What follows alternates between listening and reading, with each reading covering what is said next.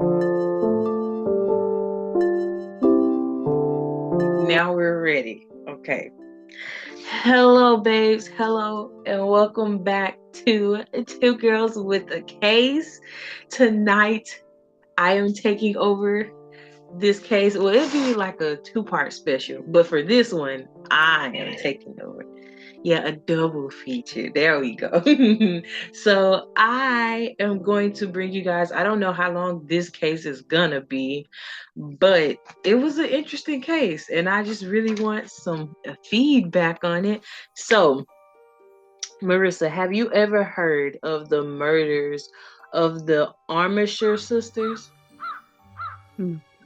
Okay, so tonight, friends, we are going to talk about the unsolved murders of the Armisher sisters. So scrap in because this one was a doozy. Now, but a bit of disclaimers before we get started.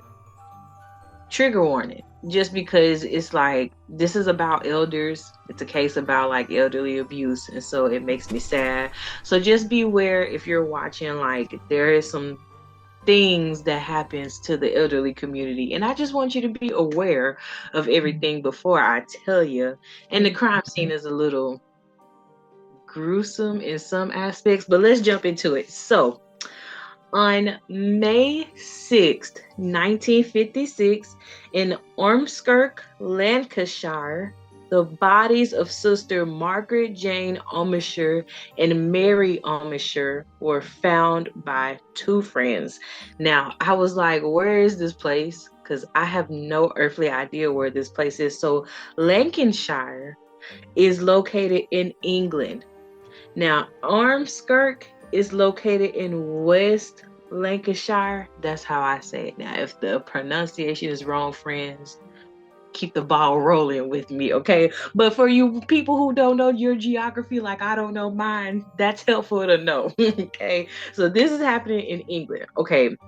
So Margaret was 68 at the time of her passing, and Mary was 67. They were sisters. So they don't have a specific like birth date for these two, so I did a little guesstimation here. This would have mean they would have been born like in 1888, 1889, 1890, somewhere in there. That's where I'm gonna give the timestamp. So they were born to parents Edward and Emma Armisher. Now they had two younger sisters. Oh, and I completely forgot. I don't know. I think one of the sisters was named, but either way it goes, I forgot to write it in, so I'm gonna have to include it in my notes. But so their parents, they ran a John Bull pub, a beer pub, but it lost its license and was quote unquote the worst pub in, yeah, Armskirk. It was kind of rough. So then they went on to run a place called Brickmaker Arms. It was like a Brickmaker Arms thing.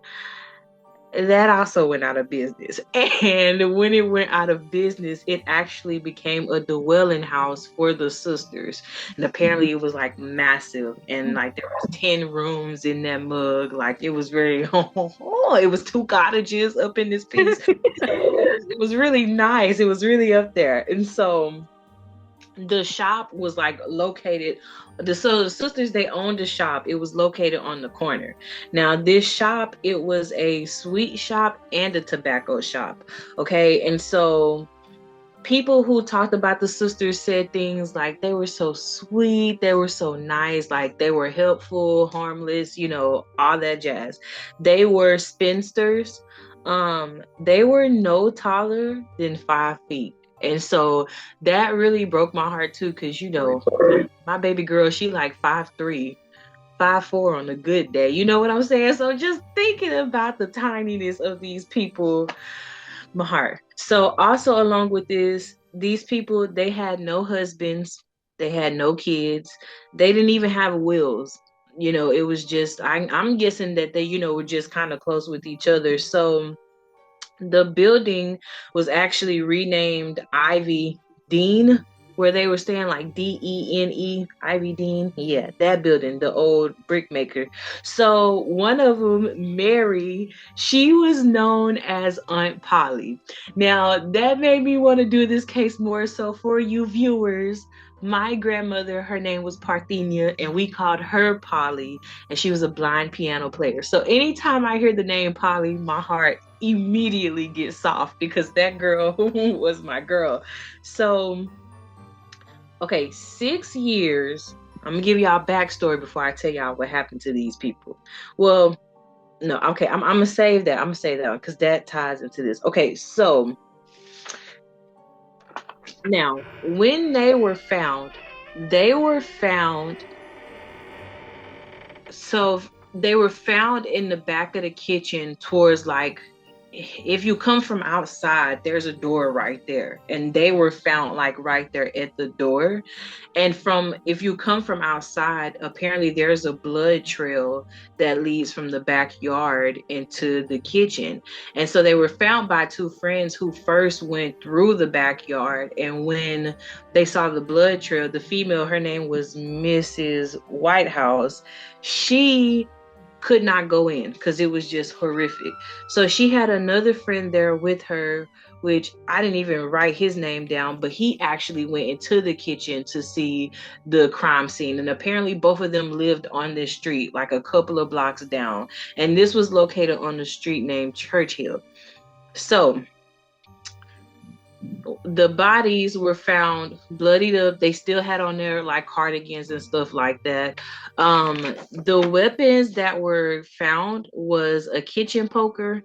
Now I was supposed to look this up because I was like, what the heck is a freaking kitchen poker, bro? But a kitchen poker, apparently the head had been removed and it was made of brass, so that was bent. And there was also a candlestick that was bent. There was bruising along like their heads and upper body. There was broken wine bottles, and there was one singular bloodied fingerprint left at the crime scene. And this is what was wild to me about this case. So apparently the police went and like they ID'd every male who was over the age of 18 in this area. There was over 10,000 fingerprint samples collected. And out of those samples, there still was no match for a killer.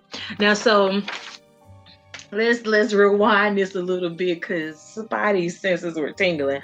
So Mary was told 6 years before her death to stop carrying her money around. Apparently, homegirl got attacked 3 years before she was killed. She got attacked coming through a park. So they told her to stop taking that route. Go another way, Mary, because this is not safe for you. So Mary essentially kept all her money on her from the shop. Like, they didn't do bank accounts, they didn't do none of that. They just walked around with their money on them. And so their friends was kind of like, maybe y'all shouldn't do this, like this is unsafe for you, especially because you're older women and you're carrying around like, these pouches of money. And so this lady, Mrs. Whitehouse, she actually started walking with Mary from work in order to, protect her and her money, her assets and stuff. Now, the day that they were reported dead, apparently Mary went to Southport. Not Mary, Miss Whitehouse went to Southport with her husband. So maybe it's just me that I feel like a little bit like it just felt convenient, that she went with her husband and they ended up got. Now it's even more like because people heard commotion on the street. Nobody went to check and see what was happening. Apparently they heard like groans and like shouts and screaming on 2 separate occasions throughout the night. And this husband said that his wife was like, get out of bed and go check the yard because I hear noise. But when he went down, he didn't see anything and he just heard the noise. So I guess they assumed, but even that's weird to me. Like, these are elderly women that y'all know relatively live in a quiet space, and y'all hear this commotion, but you still decide like it's nothing, just a horror movie down the street, nothing big. And so he didn't go check. Okay, nobody else reported anything suspicious. This 11-year-old boy had stated that there was a guy who was clean cut and shaven, about in his 30s, who had a blue racing bike with some like bedazzled handlebars, that had been like in the alleyway late at night, like looking around for the first 3 nights until the death. But and apparently this dude matched the description of one of their cousins, but he was never like questioned, no arrest was made, nothing like that. So yeah, on their persons, nothing was missing except for a ring, a diamond ring, and a watch that was encased in diamonds as well. Now, there was 2 money pouches that were there at the scene, but one was taken. So one of the pouches had like 50 pounds of silver in it, and they found 100 pounds of silver. No. 100 pounds of silver is what was missing out of the pouch, and the other pouch still had the 50 pounds. I don't know how the money works. Anywho's, there was also 600 silver pounds found in the house, and just like a bunch of bills and stuff all over the place. Now, apparently, these sisters, on top of like their sweatshop business, they were also lending out money to people. Like when people, were just in debt and stuff, they would give them money. And apparently, like, there was just a bunch of like $1, I'm gonna say $1 bills, American dollar bills, because or $1 bills here and $5 bills here, pounds, however you guys say it. And so it was also, apparently they called it an open secret, but I'm like, it's not a secret if everybody knew. It's just they knew, but apparently everybody knew they had an inheritance. And so it's very suspicious that y'all know these older women have an inheritance. There's money missing, there's jewelry missing, but like, that's it. Now, apparently they had a dog named Trixie. Poor baby was still in the house, but they claim that they don't think the dog reacted because it was deaf. And that breaks my heart too. Like, you didn't know what your owners was going through, And so they said that the door looked like it hadn't been tampered with, and Mary claimed that Margaret had a bad habit of opening the door if she heard people like on the other side of it. So police don't know like if maybe she heard somebody that she thought was like friendly, and opened the door for them, hence what happened to them. And so they have 22 relatives, and none of them could say like what happened. They didn't check on them, nothing like that. And so apparently one person who claimed to be like a representative of the 22 relatives was trying to come and collect money from the sisters, but outside of that, no family said nothing, like no nada. They wasn't helping like with the police investigation. And so apparently the sisters, they sheltered people who were evacuees during World War II. And so I know. And so they called a lot of people, or like, people who had stayed with them, and try to see if they knew anything. But even that turned up to no leads. And so, yeah, this was, like I said, this was just okay. So let me see. No. Okay, I covered all that. So yeah, this was the case of the Armisher sisters, and it is still to this day unsolved. It was opened up one more time because an anonymous person made a tip like, hey, like the cousin looked like this person, but there was no arrest ever made. And so the building ended up being demolished.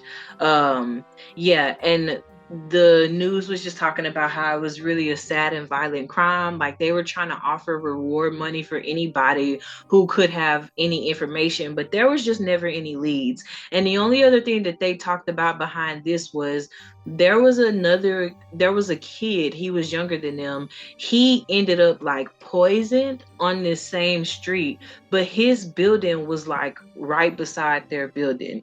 And so people were trying to wonder if there was a connection between the two, but the police ruled that like the cases had nothing to do with each other. And so essentially that one kind of just ended up that way as well. So yeah, you guys, this was the case of the Armitage sisters. It's very, very sad because like I say, for me it was more or less upsetting because it's like you expect people to look out for elders. And my thing is, I even hate like hearing about crime shows here where they say things like, oh well, we heard this and that, but you didn't go check. You heard all this stuff going on, but you just gonna sit there, Roberto. You ain't gonna let nothing, you ain't gonna say nothing, do nothing for these people, and it's like I just feel like they went after helpless people, and that upsets me too because these people seem like they were kind, they were caring, nobody had nothing bad to say about them, but you gonna come in and deprive them of the basic right to have a life. So yeah, yes, the Armitage sisters. That's Yeah. that's really sad. That's really unfortunate. Did they Yeah. ever say what became of the fingerprint? Did they ever try to rerun that like later on or? Mm-mm. They never tried to rerun it, and essentially, like I say, the only lead they really had with that was the 10,000 people that they had, fingerprint. Apparently, they had ran it through like some kind of analytics that should have been able to like, of course, match the people who were printed with the bloody finger, but there was never any match, no matter how many times they looked. And that's really wild to me because it's like over 10,000 men. So that makes me think, well, did y'all not ID women and like women was guilty for it? You know what I'm saying? Then this once again takes me back to the friend who every day walked with her, but conveniently on this day she went to Southport with her husband, and she was one of the ones who found the women. That's why I'm like, it fits a little too well. It's a little suspect. So Should have also included women, at least women nearby, in that fingerprint identification process. Yeah, and so so if you guys know anything, let us know. But yeah, this was such a sad case. But thank you for sharing that. Yeah, We learned some things. They were yes. in England back in the day, apparently. Yes, so just note to self, if you're listening, please don't keep your money on you, okay? You may not want to put everything in banks because banks are crooked, but at least stash it somewhere safe at home. You know what I'm saying? Like, put it in your sock jar. I don't know, put it with your undies. Yeah, put it somewhere. Put it in your closet, tucked in something where nobody can find it. But just, be mindful of your possessions when you're walking home from places, okay? Look both ways, look front, look backwards, don't go into dark places. I'm being very motherly. Protect yourself, okay? Because people is wilding out here, okay? This was happening in 1889. We are out here thugging it out in these streets in 2024, okay? So you just gotta be oh so careful. But yes, if you guys know anything, please let us know. Like I say, this was happening in England. There's not even a lot about this case out there. So, yeah, guys, thank you so much for listening to the case. Yes. And so we are going, like I say, it's about to be a double trouble episode. Yes. But I'm going to sign off here before I do Sugar Cookie. Anything else? Older people protected. Like that's really protected. Protect your elders, bro. Okay, you only get one set of elders. Let's go into the spiel about that. Your elders are precious. When you get old, you're gonna want people to think you're a precious elder. So please be kind to the older community. They need love, respect, bubble wrap, and donuts. That's all they need. All right. So. Woo! Okay, guys. Part 2 of our double feature. Yes. We are two girls with a case. Yes. Rissa, and tonight, well, the only thing spooky about this really is the name. So this guy, he got the nickname Candyman. Ooh. Now a lot of us, we've seen the movies. No relation to the movie, just the same name, completely different events going on here. Okay. But this guy, I had printer technical difficulties, so I had to look at my notes on my iPad. It's okay. You're fine. Ooh. All right, guys. So we're gonna talk about Dean Coral. Now, Dean Coral got dubbed the name Candyman. And we're gonna get into why he was named that. But Dean was born December 24th, 1946, in Fort Wayne, Indiana, to Mary and Arnold Coral. The marriage produced two sons, Dean and his younger brother, Stanley. A few years later, though, his parents divorced and Mary took the kids and moved to Tennessee. About 4 or so years later, Mary and Arnold, they reconciled. They got back together, they remarried. They relocated to Pasadena, Texas, right outside of Houston. However, this reconciliation was short-lived. They ended up getting divorced again. Well, after that, a little bit later, Mary and the boys relocated again to Vidor, Texas. And then she ended up marrying her second husband, Mr. Jake West. Now, Mary and Jake, they ended up operating a shop outside of their home, and they eventually turned that into a candy shop. They gained enough traction and enough business routes that they were able to establish a store in Houston. They relocated to the Heights. Now, a few years later, unfortunately, Mary and Jake, they did divorce. They did have a daughter. I did not write her name down. I'm so sorry. So after the divorce, she ended up renaming the candy company Coral Candy Company. Okay. Her first husband. And Mary appointed Dean to be the vice president of this candy company. Now, Dean got the name Candyman because after the company relocated a second time, they were right across from an elementary school in 1965. Break it down. Yeah, so they relocated across from an elementary school in 1965, and he was known to give free candy to the kids, hence the Candyman nickname. 2 years later, in 1967,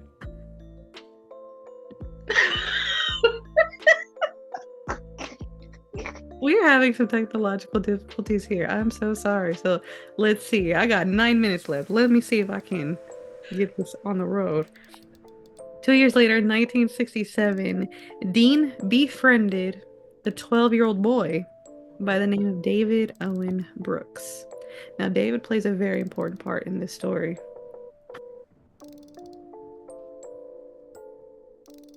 Now, in 1968, the candy company closed, and then Dean took a job as an electrician, a job he maintained up until his passing a few years later.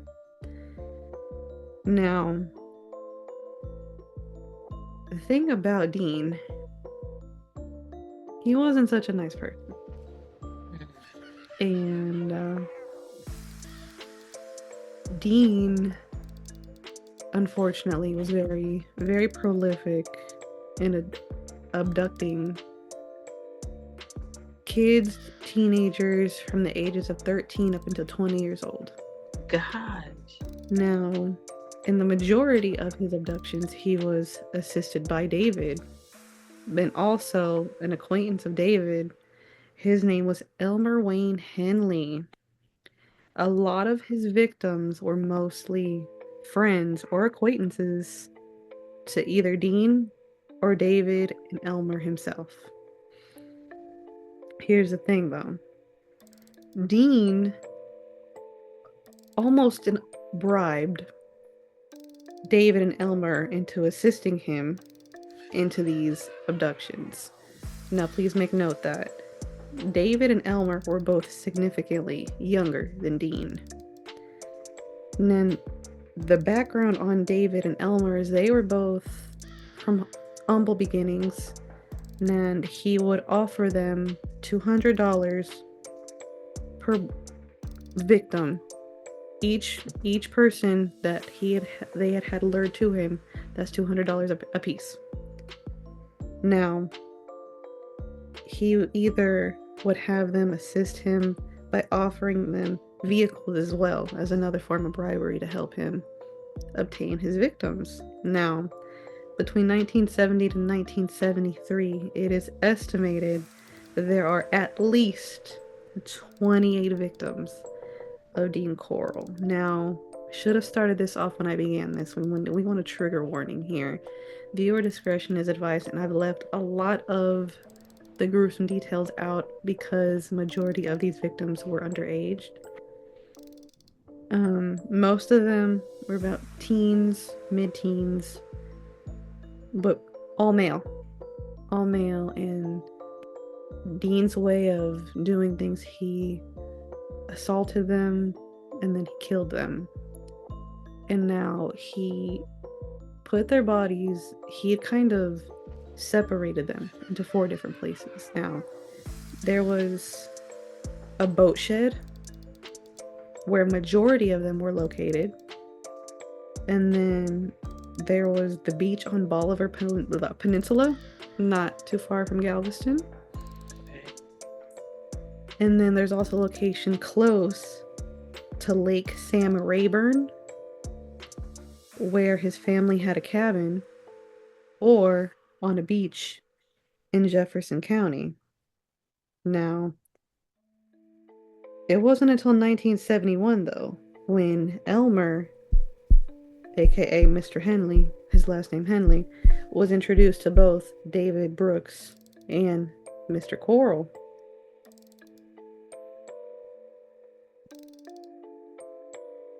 More blurry. Sorry, these notes are funny. Okay. Again, I've left a lot of these gruesome details out because of the fact that a lot of these victims were underage, and the things that were done to them were of a very gruesome nature, and because of their age, I don't want to include that in here. So if anyone watching this does look that up, all of that information is there, just viewer discretion advised, because it's difficult to read some of that.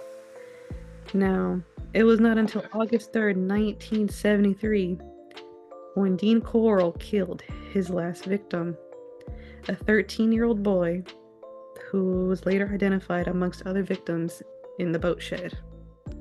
A few days later, on the night of August 7th, 1973, Henley invited an acquaintance of his, 20-year-old Timothy Curley, who happened to be an acquaintance of Corll as well, to a party at Corll's residence in Pasadena. Now, I want to make note that this Pasadena residence previously belonged to Dean's father, but majority of his victims and acquaintances, Dean had numerous apartments across Houston, across the Heights, all there. Like, he moved a lot.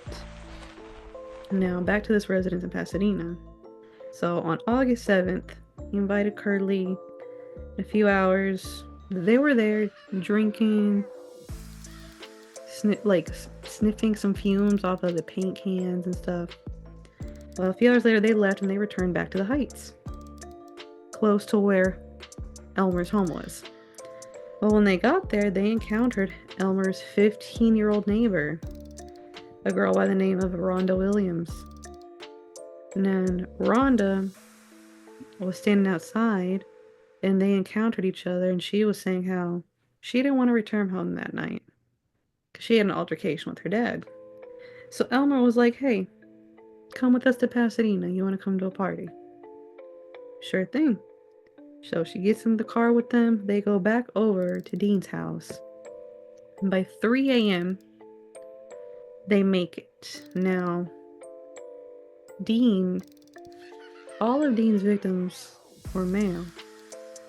Dean was not happy that they returned with the girl. And, well, he was so upset with Elmer that he goes on to say that he had ruined everything. After a night of drinking and smoking, everyone passes out. Some point early morning, Elmer wakes up and he's lying on his stomach, handcuffed with his hands behind his back. He's like, well, wait a minute. This is one of the things that Dean did to his victims. Elmer is not okay with this. He's kind of freaking out. He's like, well, wait a minute. Dean's still pissed off. He goes on to say how he's so upset at the fact that he brought that girl to his house that he intends to kill not only Timothy Curley, not only Rhonda, but Elmer himself. And that because he goes on to tell him, he said, you really messed up by bringing that girl to this house. Elmer's not having it. He's pleading with Dean. Don't do it. He makes a proposition with him. If you agree to help me kill these two, I won't kill you. Elmer, okay, whatever you say. So he unties Elmer. A few moments later, Elmer wasn't having it. He was like, oh, really? He says. He yells at him and he goes, this has gone far enough. I can't have you killing all of my friends. He grabbed a gun. He aimed it at Dean, and Dean didn't think he had it in him to shoot him. He's like, no, you won't do it. Do it. Shoot me. Elmer shoots him in the forehead. That didn't kill him, though. He's still moving. I'm sorry, your face. He's still moving. He's like, well, wait a minute. Shoots him again in the shoulder. He shoots him about 4 more times in total. And then that ultimately ends up killing Dean Coral. And around after Elmer unties everybody and they kind of assessing what is going on right now, they call Pasadena police. We have less than a minute. This is about to time out, and I'm almost done with this. I'm a little bit sad. Calls the police. It says, I shot a man. Come to this address. Police roll up. They determine, after Elmer saying what the situation was, this was indeed self-defense. However, with that being said, Elmer goes on to confess the rest of his involvement with the abductions and the murders, later to be known as the Houston mass murders.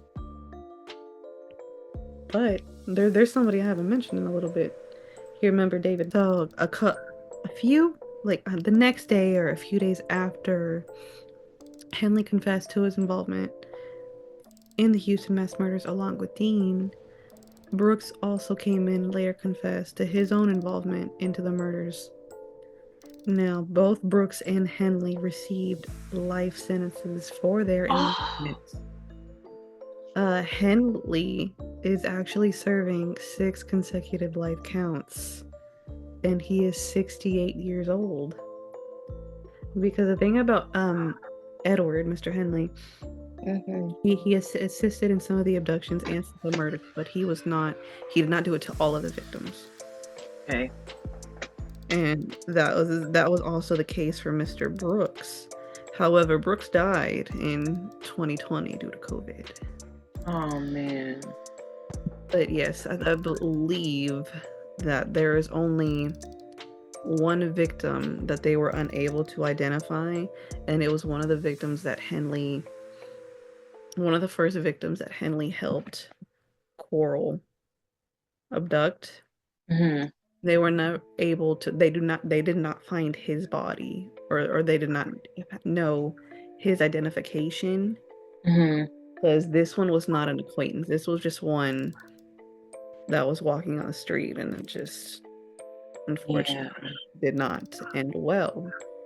But yes, out of the 28 victims, they all have names and faces, and But yes, this was a bit of a rough case, and again, there's a lot of more details to it, but I wanted to take it out of it because there's a lot of underage kids involved in this, and it is just really, really sad and unfortunate.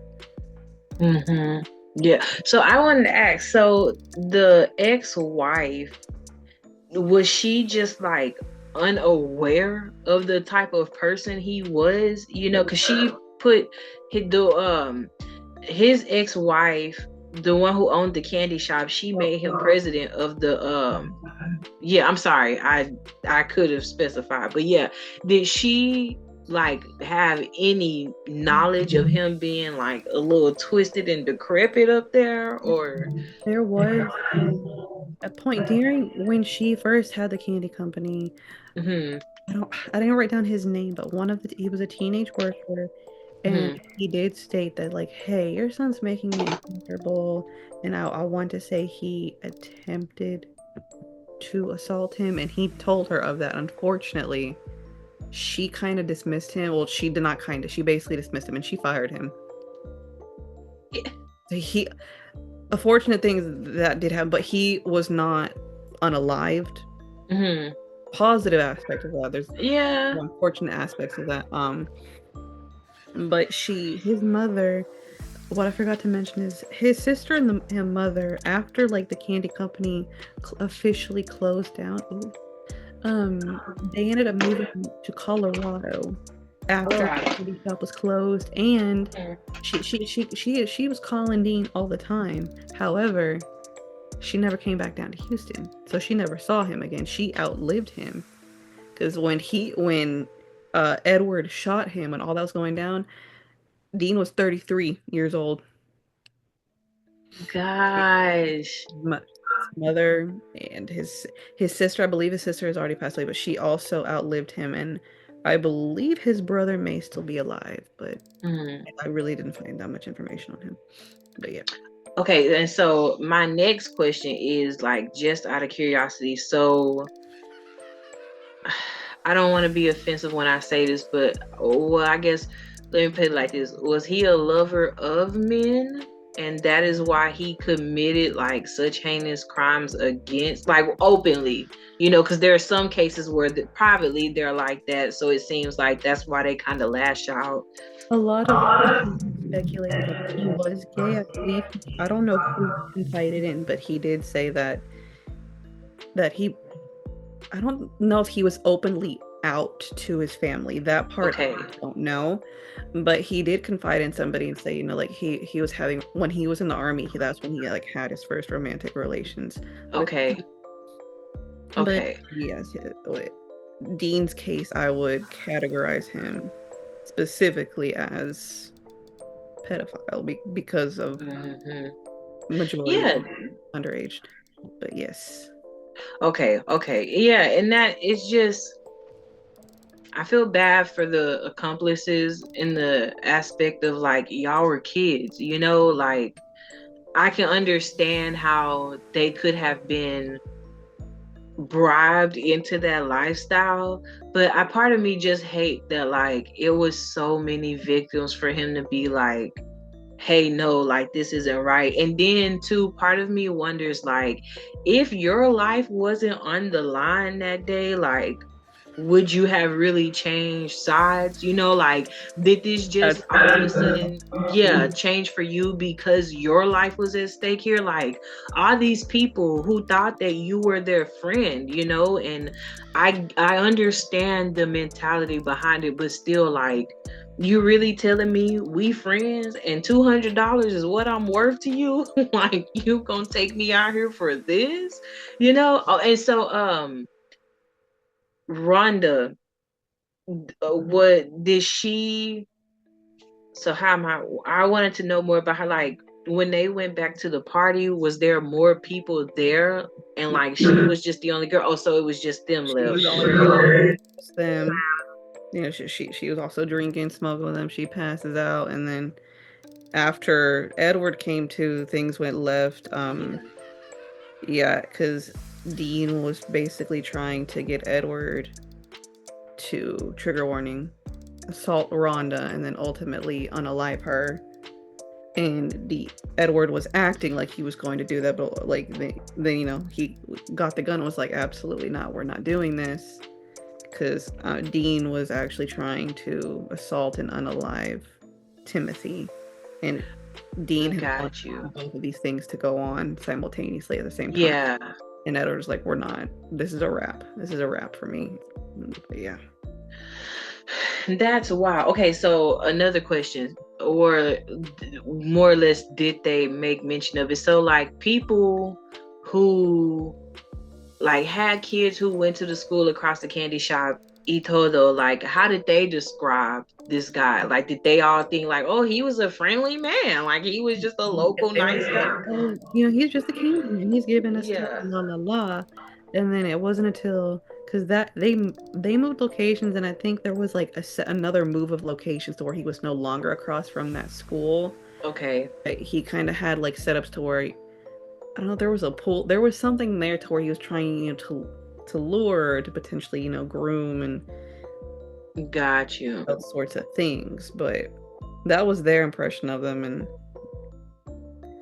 yeah. Yeah. Yeah. Okay. Well, I was just curious because it's like cases like these. Sometimes they be like sweet people. Sometimes they be like, nah, he was a little creepy. So I just wondered if he was a little off-putting or like, because I know at one point you had said that like he was giving free candy to people. So I know like in hindsight that kind of boosted his morale because they're thinking like, you giving out candy.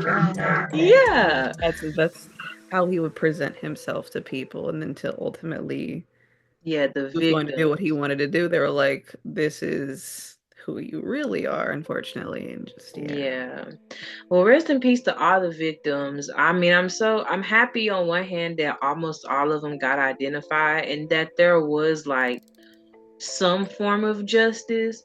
But at the same time, I just feel like, I mean, justice is justice. We can't vindicate what's right and wrong justice. I just wish he would have been through behind bars. Like he should have had to suffer. But then again, being shot off like that, I mean, he got what he got, at the end.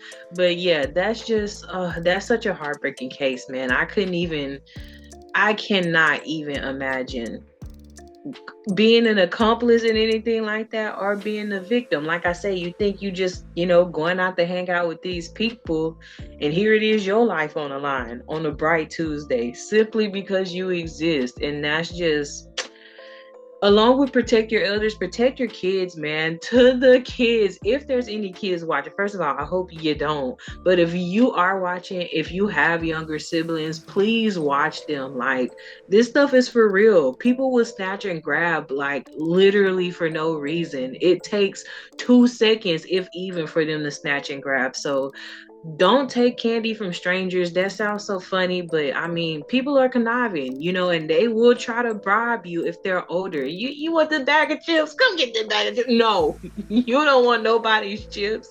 You wait till you get home, okay? If you have siblings, harass them, check on them often, make sure they are still breathing and like where they say they are, because stuff like this happens all the time, and you just need to be so careful and mindful of your surroundings and your loved ones, because this can happen to anybody. We bring you these cases, but this can really happen. So just please be careful, okay? If you don't take anything else from my rambling, it is be careful and watch yourselves all the time.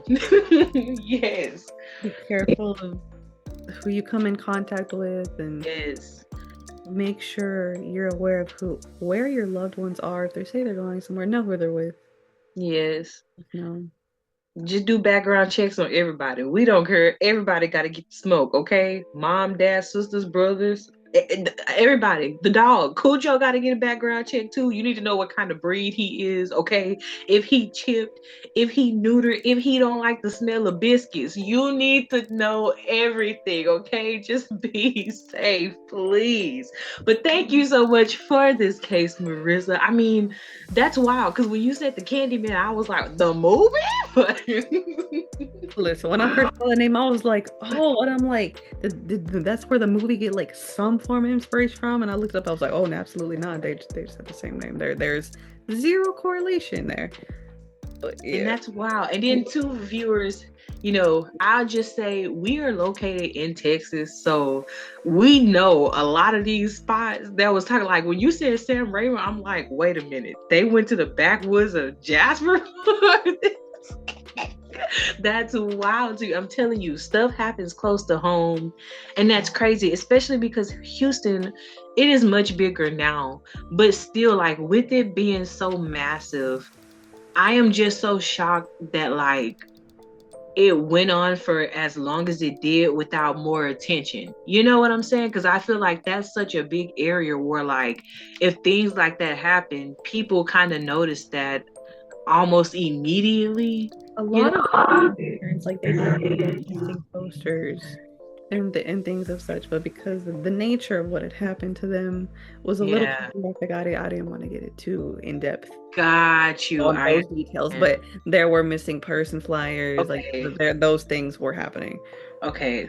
Okay. Well, friends, if you want to know more about those aspects of it, then you go to Google and do your own research. But just be mindful, as she say, we try to be very careful and cautious about what we post here. You can't get around some of the details, but what we can try to avoid, especially about the babies, we do. So if you go look it up, just be cautious. And please, if you're going to comment anything, just be mindful that there are other young people who probably watch this stuff, okay? Or other sensitive people who see your comments. So please be gentle in your commenting as well. That was the case of Houston mass murders. Oh, thank you so much for the case. I know that was a little bit rough, but again, viewer discretion advised. If you do look it up, the details they're very gruesome, but yes. Yes, and we will do our best to include links from the cases that we came across. And, if you know anything or you want to add on to it, please feel free to do so. Like I said, just please be mindful of your other audiences that are here. But yeah, we want to know too, if you know some facts, some just random trivia, slap us with it. We are here for it. The cases you would like us to discuss, comment down below. Let us know about it and we can hop on them things. It doesn't have to be in just the United States. It can be like from a cave in South Africa, you know what I'm saying? Or if you want to go over here to like the Czech Republic and do a case over there, wherever you want us to look, just let us know. We're here for it. But yes, okay, Sugar Cookie, you want to take us out? All right, guys, I'm Marissa. And I'm Dohi Sama. And we are two girls with the K's. Goodbye, guys.